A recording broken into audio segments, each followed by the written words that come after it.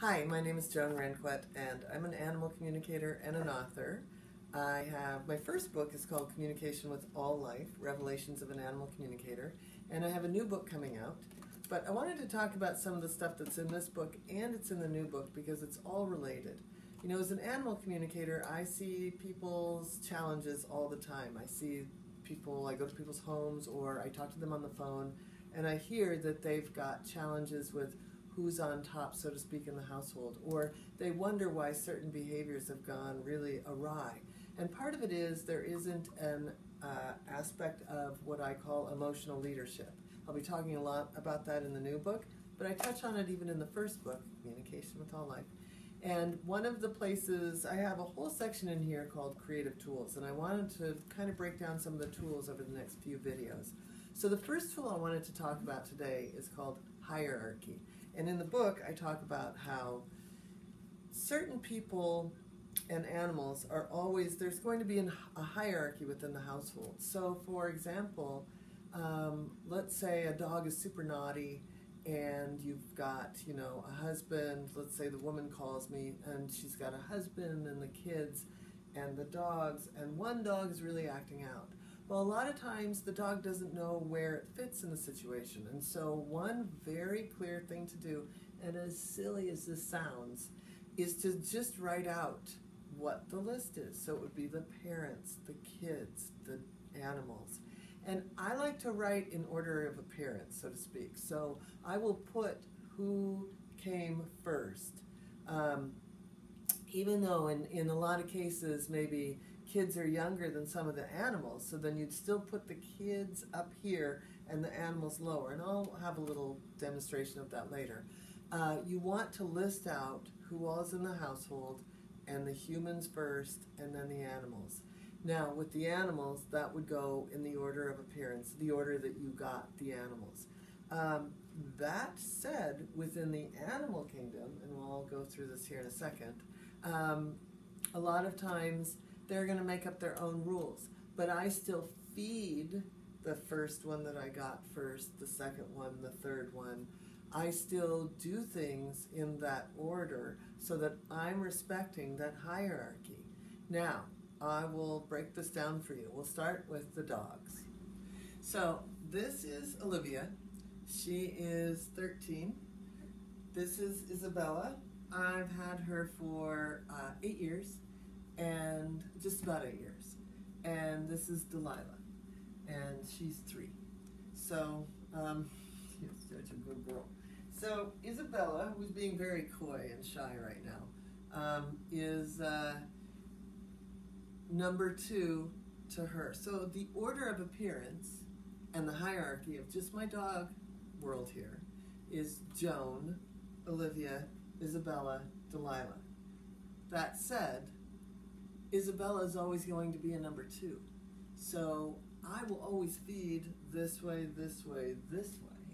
But at some point, this one, Delilah, will run the show a little more than she will if it were just down to these 2. But in the meantime, everybody defers to her, and they all defer. Oh, I'm sorry. Now, in cat hierarchy here in my household, that's a whole different thing. This is the mama cat, and Henry's not going to last long in my lap, so thank you. That's Henry. Okay, so this is the mommy cat, and then we have 3 babies. We have Queen Latifah, Buster Keaton, and Henry, who was just in my lap, kind of.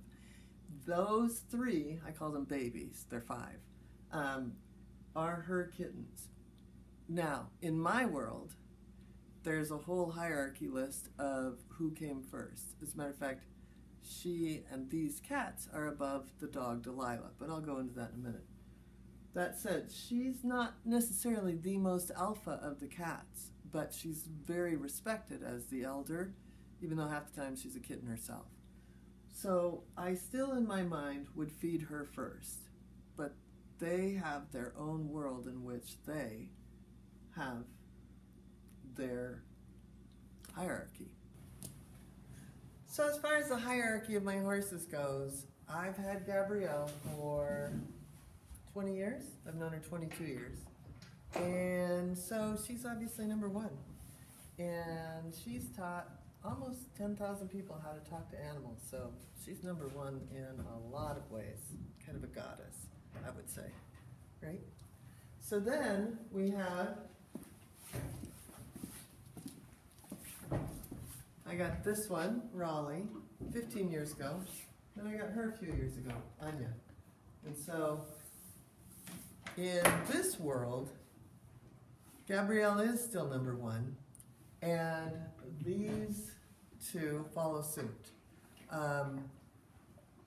He might be a little pushier, but she's still number one. So when I go to let horses out, I go number one, number two, number three. I always respect the hierarchy, and it's amazing how much then I'm respected back. So in closing, even though there's always going to be the hierarchy of who we brought into the household and then their own system, like who is more alpha or who's running the show a little more, we're still the emotional leader. And as the emotional leader, we will be mindful of the hierarchy, the list of how they came into the household.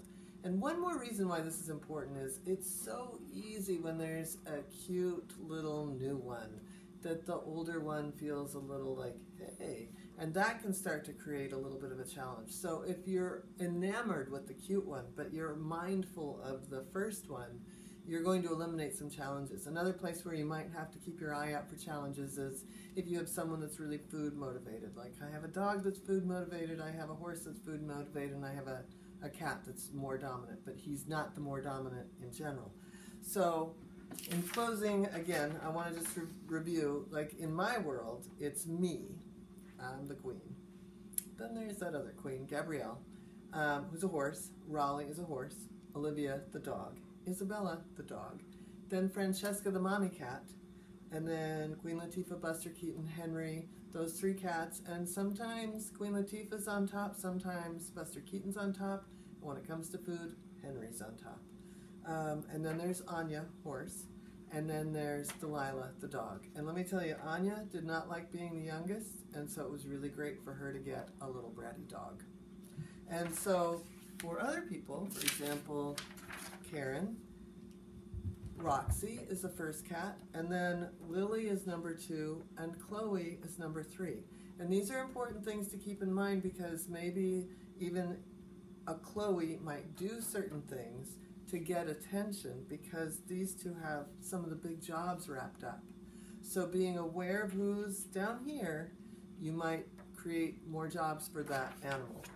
And then if you're just in general a household and you've got kids and you're starting to see a challenge with one or two of the animals, again, just putting this list around the house, on the refrigerator, wherever, it would be, you know, mom or dad or mom and dad, then the names of the kids, and then the names of the animals.